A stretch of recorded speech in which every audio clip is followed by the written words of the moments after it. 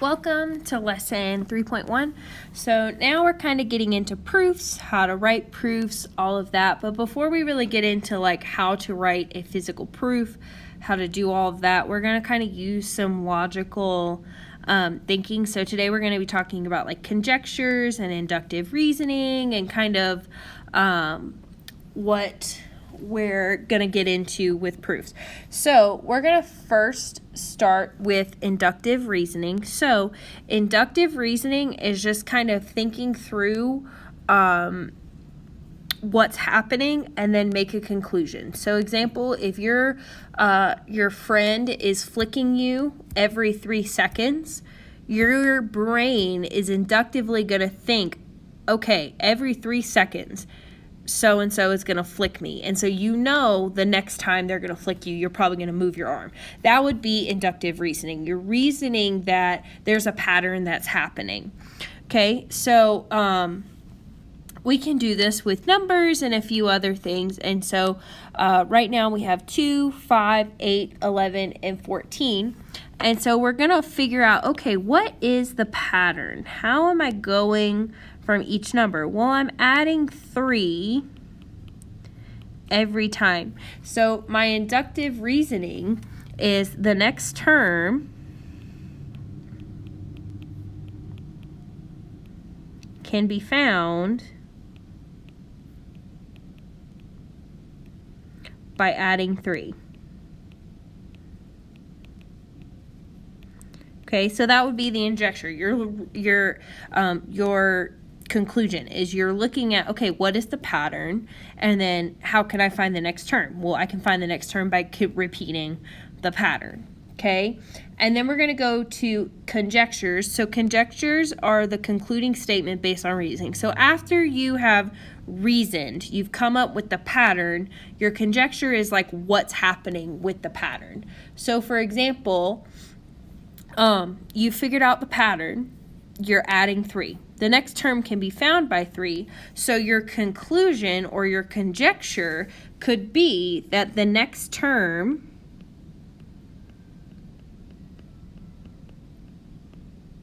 would be 17. Because 14 plus 3 is 17. So essentially, inductive reasoning is figuring out the pattern. The conjecture is coming up with the conclusion. Okay, so now let's open up and we're gonna look. So it just says make a conjecture about the pattern and then list the next term, and then we'll get to the angles one in a second. So if we look at the first one, it goes 5, -10, -25, -40. How are we going in between there? And so what is the pattern? Like, what is happening? And so we are subtracting. So we're subtracting 15. Right? That's the conjecture. That is the conjecture about the pattern. We are subtracting 15. And the next term, so our next term would be -40 minus 15, which would be -55. Okay, so again, we're using inductive reasoning. We're trying to find the pattern, and then we are going to find the next term. So then the second one, I have 0.25, 1, 4, 16. We are multiplying by 4. Okay, so the next term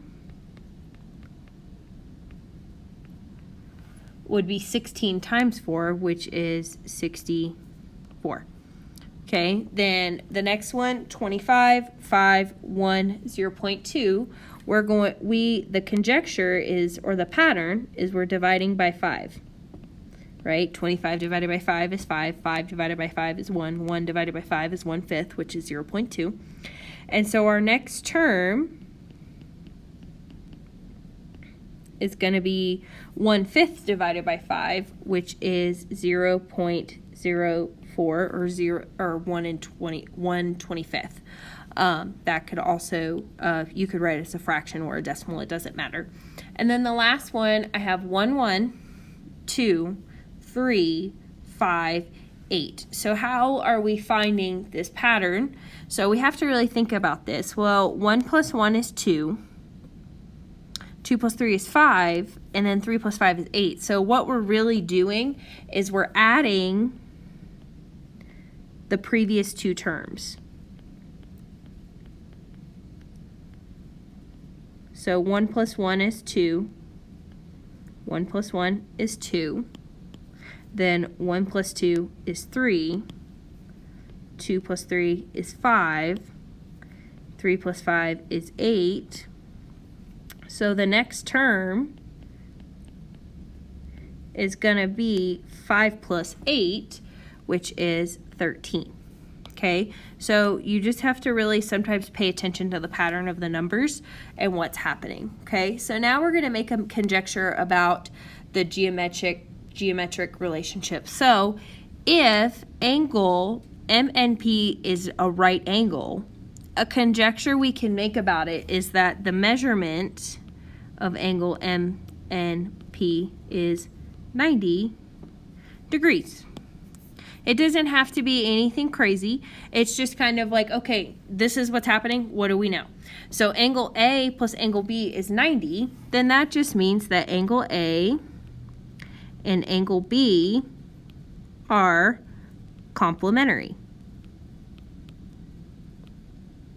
That means they add to be 90 degrees, which makes sense. It's the conjecture about the relationship. Point B is between points A and C. Then we know that AB plus BC equals AC. Okay? Triangle DEF is equilateral. If you know what an equilateral triangle means, it means all the angles are 60 degrees. So angle D equals angle E, which equals angle F, or they're congruent if you want to use the congruent sign. That just means all the angles are equal. We know that about equilateral triangles. Angle ABC and CBD form a linear pair, then that means the two angles are supplementary. So angle ABC and angle CBD are supplementary.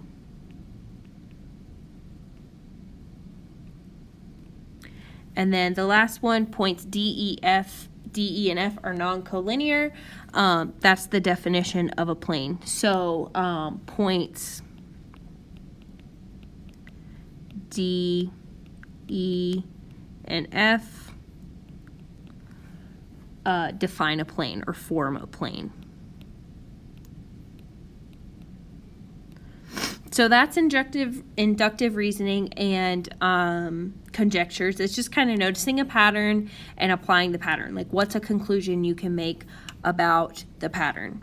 All right, and so now we're going to look at counterexamples. So sometimes things people say are not true, and we have to give counterexamples. So for example, if I say everyone in this class has brown hair, a counterexample would be like, well, no, Miss Everhart, you have blonde hair, so not everyone in this class has brown hair. So you can use, it's just kind of basic things, or you say everybody who drives a Ford car is broke. Well, that's not true. Like, you can give examples of people that drive Fords that aren't broke, right? You can give counterexamples. You guys do that all the time, maybe just not with math. Okay, so now a counterexample is a false example to show that the conjecture is not true. So somebody may say, okay, so-and-so cheated on me, and then so-and-so else cheated on me, so all men must cheat on me. Like, that's a false statement. Well, no, so-and-so's married and they're not getting cheated on. Like, we provide false examples. So sometimes our conclusions aren't always true. So for example, the sum of any two integers is positive.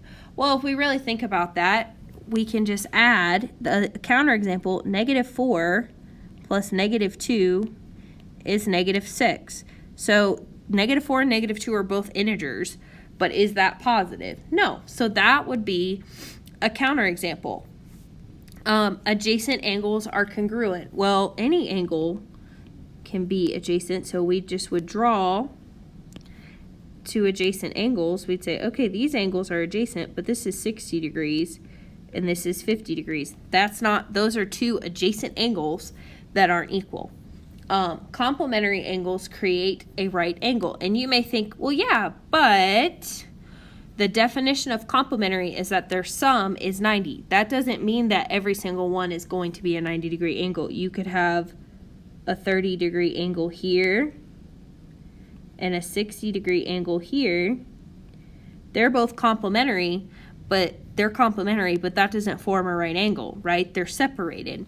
So you have to really think through these, because sometimes you will be like, well, yeah, that's true, but it's not always. Sometimes it is, and then sometimes not. You have to just pay attention and really think through the problem. You get better with practice, so don't panic if you're like, well, I'm not going to do well with this. You're going to be okay. So we're going to determine whether the conjecture is true or false, and if it's false, we have to provide a counterexample. We have to say, well, no, this proves that it's not true. So if angle A and angle B are vertical angles, then their measures are equal. Well, that's a theorem that we've learned, right? We know that vertical angles are equal, so that is true, because if you draw vertical angles, this angle and this angle are equal, and then this one and this one are equal. So that is true, right? We can't disprove that, no matter what we try to do. Okay, if x is a real number, then 2x is always greater than x. Now, you may think, well, yeah, if it's positive, or that would work, but you have to think of different numbers. So if you have something like that where it's real numbers, I always suggest trying a negative, 0, and a positive. And if they all work out true, then yes, it's probably true. But if it doesn't, then it's not. So for example, let's say we're going to pick x is equal to negative 2. Okay, so then 2x is greater than x. Or here, we'll just plug it in so I have room. So I have 2 times negative 2 is greater than negative 2, because we picked x as 2. Is negative 4 greater than negative 2? No, so that would be false. Okay, so that's providing a counterexample. You're saying, okay, this always works. And you go, no, it doesn't always work, because if x is negative 2, negative 4 is not greater than negative 2, so that would make this false. Okay, if two lines are perpendicular, then right angles are formed. That is a true statement. That is a theorem we have proven, we've shown that is true. If we have perpendicular lines, these all make 90-degree angles. Okay. If two angles are supplementary, they form a linear pair. So you got to think about it. If a linear pair means they're together, they're on the same line. So if we have an angle like 120 degrees, and then we have an angle that's 60 degrees, those are supplementary, but they are not a linear pair. They don't share a line. So that would be false, because they're non-adjacent.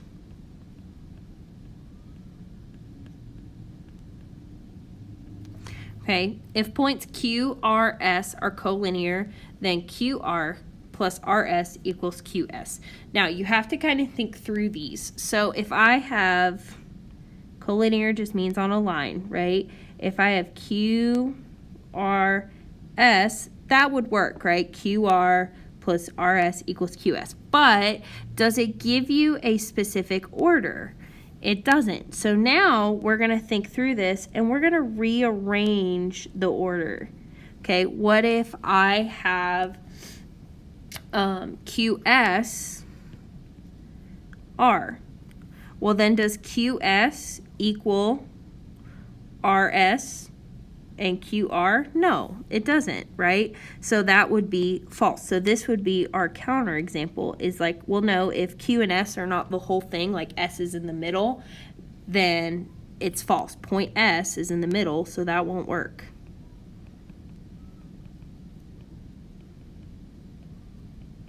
Okay, if AB equals BC, then B is the midpoint of AC. Now, you may think like, well, yeah, if it's a straight line, that's true. But does it say for just straight lines? It doesn't.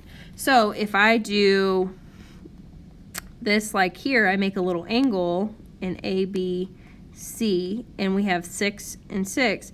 that does not mean B is the midpoint. B is not the midpoint there. It's like the vertex, but it is not the midpoint. So it's false because it could be not a straight line, right? So you have to kind of think outside the box sometimes when you're thinking through these, okay? Well, that's it for lesson 3.1. Bye.